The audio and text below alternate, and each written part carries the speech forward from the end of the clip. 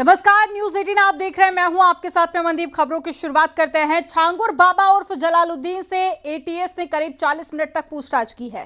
छांगुर बाबा के साथ में नीतू से भी पूछताछ की गई। एटीएस दोनों को बलरामपुर लाई है और दोनों से कोठी में करीब 40 मिनट तक पूछताछ की गई। अवैध धर्मांतरण मामले में जांच की जा रही है। छांगुर बाबा को अंदर रखा गया है। एटीएस के अधिकारी तमाम आए हुए थे। भारी सुरक्षा व्यवस्था के बीच एटीएस लेकर के उसको पहुंची थी और छांगुर बाबा से अंदर उससे पूछताछ की गई है। तमाम ऐसे प्रश्न रहे होंगे क्योंकि गिरफ्तारी के बाद से तमाम ऐसे मामले नए नए प्रकाश में आए हैं कि इसका नेटवर्क जो पूरी दुनिया में फैला हुआ था, जो फंडिंग हो रही थी, फंडिंग किन किन रास्तों से हो रही थी। नेपाल का खुलासा हुआ है कि नेपाल में भी कई अकाउंट इसके खोले गए थे जिसके जरिए फंडिंग यहाँ पर आती थी। तो इस तरह से एक बड़े रैकेट का अब धीरे धीरे बड़ा खुलासा हो रहा है। उसी परिप्रेक्ष्य में आज जब यहाँ पर इस काले साम्राज्य के संचालन वाले केंद्र बिंदु पर यानी छांगुर बाबा की कोठी पर एटीएस पहुंची है, तो निश्चित रूप से बहुत सारे ऐसे रहस्य हैं जिसको छांगुर बाबा ने यहाँ पर कबूला होगा। जलालुद्दीन उर्फ छांगुर बाबा, जिसने पूरी दुनिया में अवैध धर्मांतरण के जरिए काले कारनामे को और काले साम्राज्य को स्थापित किया था, जो अनुमान लगाए जा रहे हैं हजारों हिंदू युवतियों को उसने धर्म परिवर्तन कराया। धर्म परिवर्तन के अवैध खेल से तमाम फंडिंग इकट्ठा की गई और पूरे देश में तमाम प्रॉपर्टी बनाई गई। उस पूरे गैंग का खुलासा करने के लिए एटीएस उसको यहाँ पर लाई थी। वहीं जलालुद्दीन उर्फ छांगुर बाबा की गिरफ्तारी को लेकर न्यूज 18 ने डीजीपी राजीव कृष्ण से खास बातचीत की। डीजीपी ने कहा कि सबूतों के आधार पर ही गिरफ्तारी की गई है। एटीएस मामले की जांच कर रही है। तक इन्वेस्टिगेशन आगे बढ़ा है। कोर्ट ने एटीएस के साक्ष्यों के आधार पर उसको जो मुलजिम है उसको 1 हफ्ते के पुलिस कस्टडी रिमांड पर दिया है। उस पुलिस कस्टडी रिमांड में एटीएस जो है एविडेंसेस जो रिकवरीज हैं वो सब कार्रवाई कर रहे हैं और मुझे पूरा भरोसा है कि जो भी इसका लॉजिकल कंक्लूजन होगा वहाँ तक इन्वेस्टिगेशन पहुँचेगी और जो दोषी आदमी हैं उनके खिलाफ कार्रवाई होगी। नहीं, मामले तो सामने आएंगे ही, मतलब इन द सेंस कि मामले तो जो लोग हैं अगर वो इससे प्रताड़ित हैं तो वो शिकायत करेंगे और करना भी चाहिए। और हम लोग ऐसे प्रत्येक मामले को उसी गंभीरता के साथ संज्ञान लेकर उसमें उसको तह तक जाकर के उसमें उसके लॉजिकल कंक्लूजन तक जाकर के पूरी कार्रवाई करते हैं। तो जो भी इस तरह के मामले होंगे उसमें मैं ये एश्योर कर सकता हूं कि एज इन्वेस्टिगेटिंग एजेंसी उसकी तह में जाकर के उसकी गहराई में जाकर के जो भी उनके पीछे लोग हैं या जो इस तरह का एक फाइनेंशियल मोटिव्स के कारण ये कन्वर्जन कर रहे हैं या जो नियमों के अतिरिक्त कानून के विपरीत ये कार्रवाई कर रहे हैं, उन पर कड़ी कार्रवाई की जाएगी। जलालुद्दीन उर्फ छांगुर बाबा और उसके सहयोगियों पर ईडी और एनआईए की जांच का खतरा मंडरा रहा है। विदेशी बैंक खातों में करोड़ों के संदिग्ध लेन देन का खुलासा हुआ है। बैंक ट्रांजैक्शन और साथ ही ट्रैवल हिस्ट्री के जरिए अवैध धर्मांतरण सिंडिकेट को तार तार करने में जुटी हुई है। और नीतू उर्फ नसरीन के 8 बैंक खातों का भी पता चला है और नवीन ने आधा दर्जन से ज्यादा वॉस्ट्रो अकाउंट भी खोल रखे थे। वॉस्ट्रो अकाउंट वो अकाउंट होते हैं जो एक घरेलू बैंक किसी विदेशी बैंक के लिए उसी देश की करेंसी में रकम रखता है और विदेशी बैंक खातों से बड़े पैमाने पर बीते कुछ सालों में करोड़ों के संदिग्ध ट्रांजैक्शन भी हुए हैं। ने कई वॉस्ट्रो अकाउंट खोल रखे थे जो बहुत ही बड़े कारोबारी इस्तेमाल करते हैं। आखिर नवीन के पास ऐसा कौन सा कारोबार था जिसके लिए उसको वॉस्ट्रो अकाउंट्स की जरूरत पड़ रही थी? करोड़ों रुपए इन खातों में विदेशों से जमा कराए गए हैं, निकाल कर कहां खर्च किए गए हैं। यही नहीं, भारत से भी कुछ रकम इन विदेशी बैंक खातों में जमा कराई गई हैं। अब इनकी सारी डिटेल्स इसलिए एजेंसीज के पास आ चुकी हैं क्योंकि अब इस पूरी इन्वेस्टिगेशन में सेंट्रल गवर्नमेंट की एजेंसीज ईडी, एनआईए और आईबी भी इंटरेस्ट ले रही हैं और अपने जांच के मुताबिक इनपुट दे रही हैं। लिहाजा ये जांच अब एक बहुत ही गहन जांच बनती चली जा रही है। एक खुलासा ये भी हुआ है कि कुछ नेपाली बैंक्स में भी विदेशों से रकम जमा कराई गई है, जहां पर नेपाली करेंसी में उसको विड्रॉ किया गया है और फिर भारतीय करेंसी में चेंज कर बलरामपुर पहुंचाया गया है, जिसको अवैध धर्मांतरण रैकेट इस्तेमाल कर रहा था। वहीं नीतू उर्फ नसरीन और नवीन की विदेश यात्राओं की भी गहनता से जांच की जा रही है। बलरामपुर में अवैध धर्मांतरण के आरोपी जलालुद्दीन उर्फ छांगुर बाबा पर बड़ा खुलासा हुआ है। यूपी में अवैध धर्मांतरण की ग्लोबल साजिश का पर्दाफाश किया गया। नेपाल के रास्ते अवैध धर्मांतरण को अंजाम दिया जा रहा था। पुलिस सूत्रों के मुताबिक यूपी में अवैध धर्मांतरण के लिए जमालुद्दीन को 500 करोड़ की विदेशी फंडिंग का जांच एजेंसी को शक हुआ था और 200 करोड़ की फॉरेन फंडिंग का भी हिसाब मिल चुका है। बाकी बचे हुए 300 करोड़ का लेन देन नेपाल के जरिए हुआ है और पुलिस सूत्रों के मुताबिक फंडिंग के लिए काठमांडू सहित नेपाल के सीमावर्ती जिलों जैसे कि नवरपरासी, रूपंदेही और साथी बांके में 100 बैंक खाते खुलवाए गए थे और इन अकाउंट में धर्म परिवर्तन करने के लिए पाकिस्तान, दुबई, सऊदी अरब और साथी टर्की से पैसे भेजे गए थे। एजेंट ने 4 से 5% कमीशन पर नेपाल के बैंक खातों से पैसे निकालकर सीधे जलालुद्दीन तक पहुंचा दिए थे और इसके लिए कैश डिपॉजिट मशीन CDM का भी इस्तेमाल किया गया था और इसके अतिरिक्त उसके सऊदी अरब के शारजाह और साथ ही UAE, दुबई के मशरेक शहर में खोले गए बैंक खातों का रिकॉर्ड जांच एजेंसियों को अभी तक नहीं मिला है।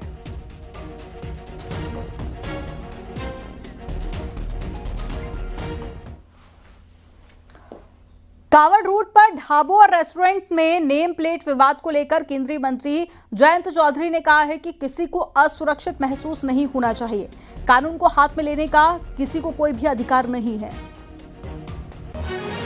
कोई भी असुरक्षित नहीं महसूस होना चाहिए, किसी के साथ कोई बदतमीजी नहीं होनी चाहिए। उसके लिए लॉ एंड ऑर्डर की व्यवस्था कायम है, सब बराबर हैं। किसी भी त्यौहार में सबको आज़ादी है मनाने की, लेकिन किसी और पे हस्तक्षेप ना हो, तो इस चीज़ का बारीकियों का ध्यान रखा जाए। लेकिन जिस तरह से कुछ संगठनों के लोग जाकर होटलों में, रेस्टोरेंट में चेकिंग नहीं, वो गलत, बिल्कुल अनुचित। और खबर नोएडा से है, जहां पर एनकाउंटर में बदमाश को गोली लगी है। गोली और लूट की वारदात को अंजाम देता था, तमंचे के बल पर लूट करता था। बदमाश अंकित तिवारी पर 12 मुकदमे दर्ज हैं और सेक्टर 62 के पास में यह एनकाउंटर हुआ है।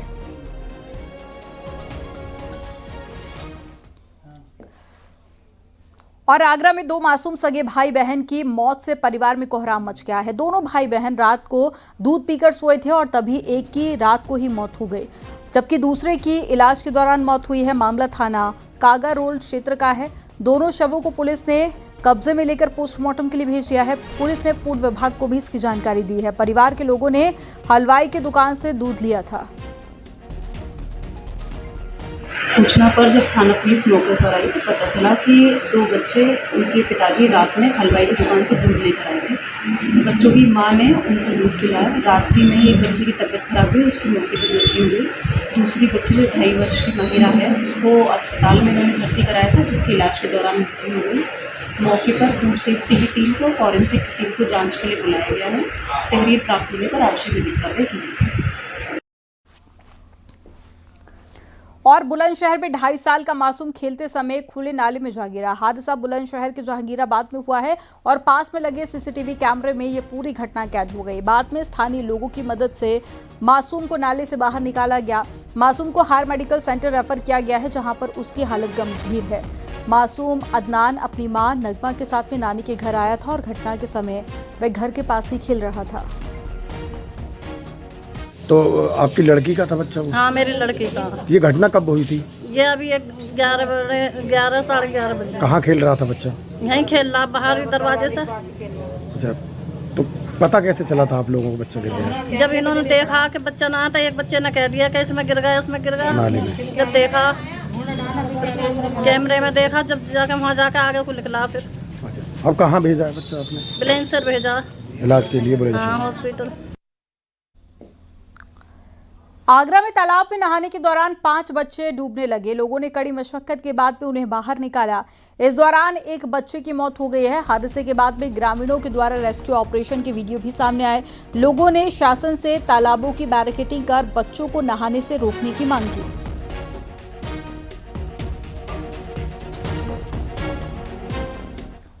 गोरखपुर मेडिकल कॉलेज के हॉस्टल में जूनियर डॉक्टर का शव मिलने का मामला सामने आया। पुलिस ने घटना की सूचना मिलने पर मौके पर पहुंचकर शव को कब्जे में लेकर उसे पोस्टमार्टम के लिए भेज दिया। जांच में पता चला कि मृतक डॉक्टर का नाम अविशु डेविड है और वो केरल का रहने वाला है। अविशु डेविड एनेस्थीसिया विभाग में जूनियर रेजिडेंट के रूप में कार्यरत था और जानकारी के मुताबिक 10 जुलाई को वो पढ़ाई करने के बाद में रात के वक्त अपने कमरे में सोने चला गया था और सुबह जब दरवाजा नहीं खुला तो पुलिस को जानकारी दी गई। थाना गुरगी अंतर्गत बीआरडी मेडिकल कॉलेज से आज सुबह सूचना प्राप्त हुई थी कि एक 3rd ईयर के मेडिकल कॉलेज के जो स्टूडेंट थे वो दरवाज़ा नहीं खोल रहे थे। जब दरवाज़ा उनका खोला गया तो मृतक अवस्था में वो पाए गए। ये सूचना प्राप्त होते ही पुलिस तुरंत घटनास्थल पर पहुंची, क्राइम सीन जो था उसको सुरक्षित किया एवं बॉडी को तुरंत पोस्टमार्टम के लिए भेज दिया गया है। अगली विधिक कार्रवाई की जा रही है। क्या लग रही है, आत्महत्या सुसाइड? अभी पीएम का हम लोग वेट कर रहे हैं। पीएम रिपोर्ट के बाद ही कुछ आगे बोल पाना सही रहेगा। कुछ घर वालों से बात हुई क्योंकि वो केरल के रहने वाले हैं? हाँ, उनकी फैमिली को बता दिया गया है और सूचना उनको दे दी गई है। उनकी फैमिली भी यहाँ आ रही है।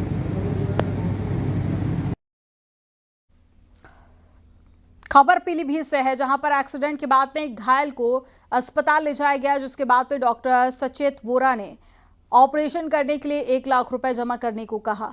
जमीन गिरवी रखकर परिवार ने 2 घंटे में रुपए जमा कराए, लेकिन 4 दिन बीतने के बाद भी डॉक्टर ने ऑपरेशन नहीं किया और इस दौरान घायल की मौत हो गई। आरोपों से बचने के लिए मृतक को बरेली रेफर किया गया, लेकिन एम्बुलेंस ड्राइवर ने मृत अवस्था में देखकर ले जाने से ही मना कर दिया।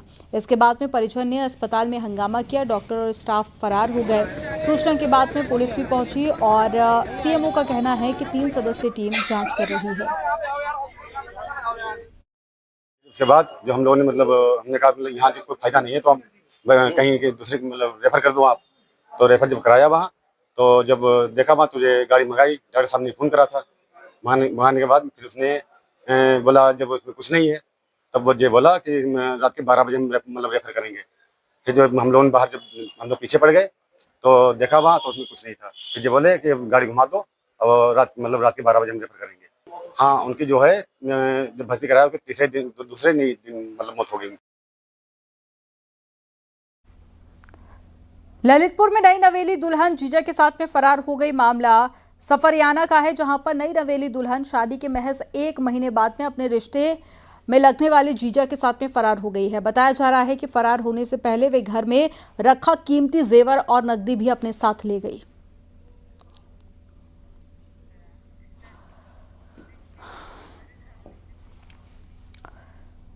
खबर प्रतापगढ़ से है, जहां पर साइबर ठगी करने वाले गैंग का खुलासा हुआ है। पुलिस ने 3 ठगों को गिरफ्तार कर लिया। 20 करोड़ से ज्यादा की ठगी कर चुके थे। 2 मोबाइल, 13 पासबुक और 5 एटीएम भी बरामद किए गए। 16 राज्यों से 55 शिकायतें मिली थी। ऑनलाइन गेमिंग, ट्रेडिंग और साथ ही लोन एप्लीकेशन के माध्यम से ऑनलाइन ठगी करते थे। महाराष्ट्र, गुजरात, दिल्ली, केरल समेत 16 राज्यों में फैला हुआ था ठगों का नेटवर्क। ये जो लोगों से बैंक का खाता खुलवाते थे या फिर पुराना अगर किसी का खाता होता था उसको ये लोग एक तरह से किराए पे ले लेते थे और उस अकाउंट का उपयोग ये लोग जो साइबर फ्रॉड से जो भी पैसा ऐंठते थे या फ्रॉड करके अर्जित करते थे उसको उस अकाउंट में ट्रांसफ़र करते थे और उसके बाद इस तरह के अकाउंट्स की एक श्रृंखला होती थी। उस श्रृंखला के माध्यम से उस पैसे को ट्रांसफर कर देते थे। खबर मिर्जापुर से है। मां विंध्यवासिनी मंदिर में दर्शन करने आई महिला का होटल में आपत्तिजनक फोटो और वीडियो बनाने का आरोप है। महिला 9 जुलाई को लखनऊ से अपने मौसी के लड़के के साथ में आई थी और मंदिर के पास ही एक होटल में 2 कमरे लिए। कमरा नंबर 205 में कार का ड्राइवर और रिश्ते का भाई रुका हुआ था और 206 में महिला खुद रुकी हुई थी। महिला का आरोप है कि जब कमरे के वॉशरूम में नहाने के लिए गई तो शीशे में देखा कि होटल का कर्मचारी आशीष मिश्रा वीडियो और फोटो मोबाइल से बना रहा है और पुलिस ने आरोपी आशीष मिश्रा को गिरफ्तार कर लिया है।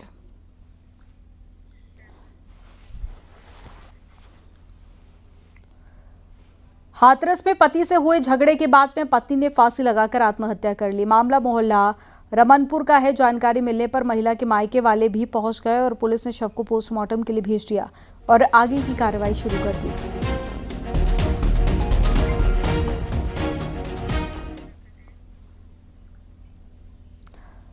चित्रकूट के रायपुरा कस्बे में 10 साल की बच्ची ने फांसी लगाकर अपनी जान दे दी। परिवार ने बताया कि बेटी शालिनी ने घर से एक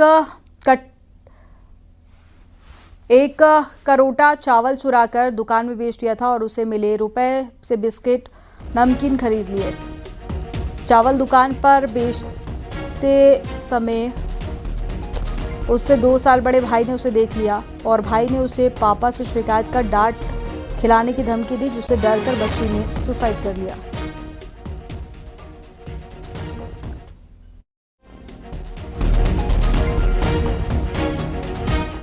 नहीं था, स्कूल से पढ़ के आई थी और एक पाव चावल लेके बेच दी। बड़े बच्चे ने कहा कि मम्मी पापा से बता देंगे, तो वो बताया भी नहीं और वो अपने एक घटना कर ली, फांसी लगा ली। हमसे बताया भी नहीं, वो तो बाद में शाम को पता चला। जो बताया वो लड़का भी 11 साल का ही है, छोटा बच्चा है। अच्छा, तो किसको चावल बेच दी थी, किस लिए बेचा था? सर दुकान में ले जाके बिस्कुट खाई थी। चित्रकूट जनपद में एक 10 साल की लड़की के नमकीन और बिस्किट खाने की इच्छा उसके आत्महत्या करने की वजह बन गई है। दरअसल उसने अपने घर से आधा किलो चावल चोरी कर पास की दुकान में उसे 10 रुपये में बेचकर नमकीन और बिस्किट खरीद लिया था, जिससे उसके बड़े भाई ने उसे चावल बेचते हुए देख लिया था और उसने अपने पिता से बता देने की उसे धमकी दिया था, जिससे वह अपने घर में फांसी लगा करके आत्महत्या कर लिया है। मुरादाबाद में कावड़ मार्ग में पड़ने वाली शराब की दुकानों को तिरपाल से ढका गया है। आबकारी विभाग ने शराब की दुकानें ढकवाई हैं। हरिद्वार रोड पर पड़ने वाली दुकानों को खासतौर पर तिरपाल से ढका गया है। आपको बता दें कि इस रोड पर शराब की 36 दुकानें हैं और हरिद्वार से लाखों कावड़िए कावड़ लेकर इस रास्ते से गुजरते हैं। होने के पहले कवर कर दी जाएंगी और जो भी हमारी दुकानें कवर हो रही हैं कांवड़ पथ पे, जो भी ये कांट रोड है, या हरिद्वार से लोग कांवड़ियाँ आते हैं, इधर रामपुर रोड जाते हैं, इधर आगे से जाते हैं, इस पर हम लोग जो है जो शासन का निर्देश मिला उसके अनुसार दुकानों को ढकवाने की कार्रवाई की जा रही है। तो दुकानें ढक दी जाएंगी, बिक्री जारी, बिक्री पे रोक का कोई आदेश नहीं है, दुकानें ढक दी जाएंगी। अभी तक 36 चिन्हित हुई हैं, जो डीएम साहब की तरफ से आदेश हुआ, 36 का आदेश हुआ है और भी कुछ दुकानें चिन्हित शासन की तरफ से की गई हैं, उसको भी लिस्ट में नाम डाल के बढ़ाया जा रहा है। मुरादाबाद में कावड़ मार्ग पर पड़ने वाली शराब की दुकानों को तिरपाल से ढका गया है। इस रोड पर शराब की 36 दुकानें हैं और हरिद्वार से लाखों कावड़िए कावड़ लेकर इस रास्ते से गुजरते हैं। तो वहीं पर कल भी नेम प्लेट विवाद के बीच में मुरादाबाद में होटल मालिक ने खुद नाम हटाए थे और होटल के नेम प्लेट को पेंट से पुतवाया था।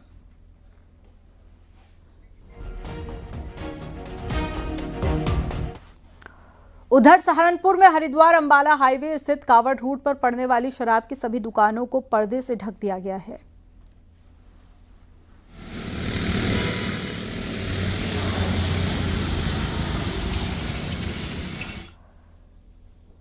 शामली में एक मुस्लिम युवक भगवा चोला पहनकर भीख मांगता हुआ नजर आया। इसका पता चलने पर लोगों ने उसे पकड़कर पुलिस के हवाले कर दिया। जब कॉलोनी के लोगों ने उसकी जांच की तो राशन कार्ड में युवक का नाम शहजाद मिला। स्वामी यशवीर महाराज ने आरोप लगाया कि साजिश के तहत हिंदू धर्म से खिलवाड़ हो रहा है। अपना नाम क्या बता? सोनू। सोनू। और पिता का नाम? रोहित भगत। गाँव? शामली में। ये जिंजाना में। अच्छा, तुम्हें मुस्लिम बताया जा रहा है, तुम मुस्लिम हो या नहीं हो? जोगी हो। मुस्लिम जोगी? मुस्लिम जोगी। और तुम तो हिंदू बता रहे थे अभी। जोगी का आना बाबू नहीं, पाधा बताया था। तो हिंदू जोगी हो या मुसलमान जोगी है बताइए? मुसलमान जोगी। मुसलमानों की बहुत बड़ी संख्या ऐसी है, जब भी उन्हें हिंदुओं के प्रति कुछ करना होता है, चाहे लव जिहाद करना हो या कोई और घटनाएं करनी हो या भोजन में थूकने मूत्र करने का षड्यंत्र करना हो, तो ये सारे के सारे पहले अपनी पहचान छिपाते हैं। लेकिन आप लोगों ने देखा होगा, कभी भी हिंदू अपनी पहचान छिपा करके किसी भी मुसलमान के साथ में कोई भी किसी प्रकार का कार्य नहीं करता। वो सीधा देखिए, सोशल मीडिया के माध्यम से और आप लोगों के माध्यम से जानकारी प्राप्त हुई थी कि कुछ लोग भेद बदल कर और या शायद धर्म बदल कर भीख मांगने का काम कर रहे हैं। इसमें थाना चिंझाना के पूरे तथ्यों से जांच करने के लिए बताया गया है। थाना चिंझाना द्वारा इसमें जांच की जा रही है। जो भी अविधिक तथ्य प्रकाश में आते हैं अगली वैधानिक कार्रवाई कराई जाएगी।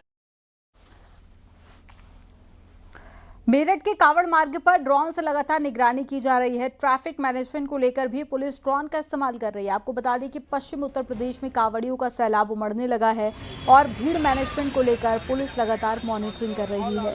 मेरठ मुजफ्फरनगर बॉर्डर से लेकर मेरठ और साथ ही गाजियाबाद बॉर्डर तक जिले को 23 जोन में बांटा गया है और इन 23 जोन में 3 हाईटेक ड्रोन लगाए गए हैं। इन ड्रोन की मदद से कावड़ियों के आने वाले सैलाब पर नजर रखी जा रही है। जगह जगह पे हमने फोर्स को डिप्लॉय किया हुआ है। जितने भी हमारे चौराहे संवेदनशील क्षेत्र हैं वहाँ पर हमारी डिप्लॉयमेंट है। RAF को भी लगाया गया है कुछ क्षेत्रों में। इसके साथ ही साथ हम ड्रोन कैमरे से नजर रखे हुए पूरे जो कावड़ मार्ग है और पूरा शहर क्षेत्र में 3000 से ऊपर कैमरे लगाए गए हैं।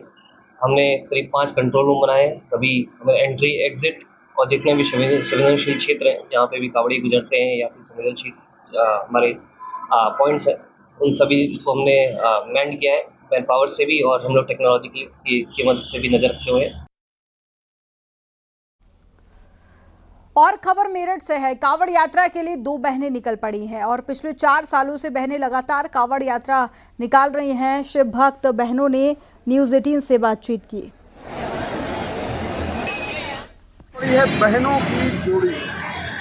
बहनों की जोड़ी कांवड़ यात्रा के लिए हरिद्वार में गंगा जल लेने के लिए निकल पड़ी है। ये दोनों बहनें हैं, ज्योति और खुशी इनका नाम है और ये लोग बाइक से जा रही हैं हरिद्वार और हनुमान जी की तस्वीर वाला झंडा गाड़ी में लगा रखा है। बाइक से जा रही है और 250 किलोमीटर की पैदल यात्रा करने का संकल्प उन्होंने आया है और दोनों ने चश्मा लगा रखा है। बाकायदा कांवड़ यात्रा को लेकर के सारी तैयारी की है, ड्रेसेस खरीदी गई हैं, चश्मा खरीदा गया है और ये दोनों बहनें सिर्फ और सिर्फ इसलिए कांवड़ लाने के लिए जा रही हैं कि भगवान भोलेनाथ का बुलावा है। इनकी कोई मनोकामना नहीं है, ये श्रद्धा है, ये अटूट श्रद्धा है जो इन बहनों की है।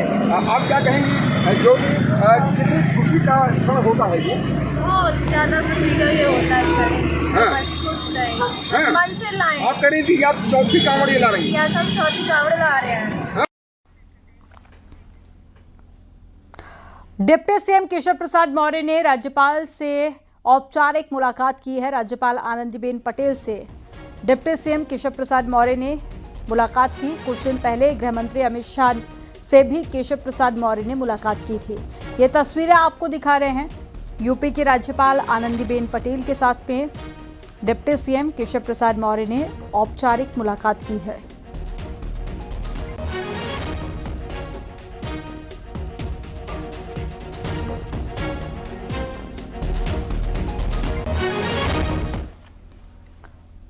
खबर सीतापुर से है। यहां पर महिला की सांप काटने से मौत हो गई है। वहीं महिला की मौत के बाद में एक तांत्रिक पहुंचा और तांत्रिक ने महिला को जीवित करने का दावा किया। महिला के शव को गोबर में दबाया गया। तांत्रिक का कहना है कि 24 घंटे बाद में महिला जिंदा हो जाएगी। और वहीं विश्व हिंदू परिषद के कार्यकर्ताओं ने हंगामा किया। तंबोर थाना क्षेत्र के चकपुरवा का ये मामला है।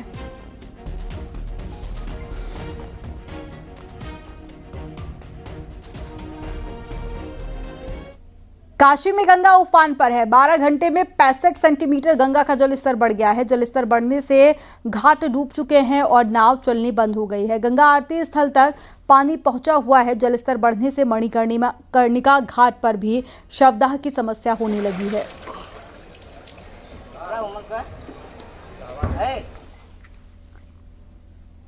कानपुर में गंगा का जलस्तर लगातार बढ़ता जा रहा है। गंगा नदी खतरे के निशान से कुछ ही सेंटीमीटर दूर है। यहाँ के सभी घाट जलमग्न हो गए हैं और कटरी के किनारे रहने वाले ग्रामीणों के खेत में पानी चला गया है और एहतियातन घाटों पर जल पुलिस तैनात की गई है और प्रशासन अलर्ट पर है। बड़े जलस्तर के चलते जिला प्रशासन ने गंगा में नाव चलाने पर भी बैन लगा दिया है। फिर भी कुछ लोग अपनी जिंदगी दांव पर लगाकर गंगा के तेज बहाव के बीच में नाव चलाते हुए नजर आ रहे हैं। और यहाँ पर वक्त हो गया एक छोटे से ब्रेक का। आप देखते रहिए न्यूज़ 18।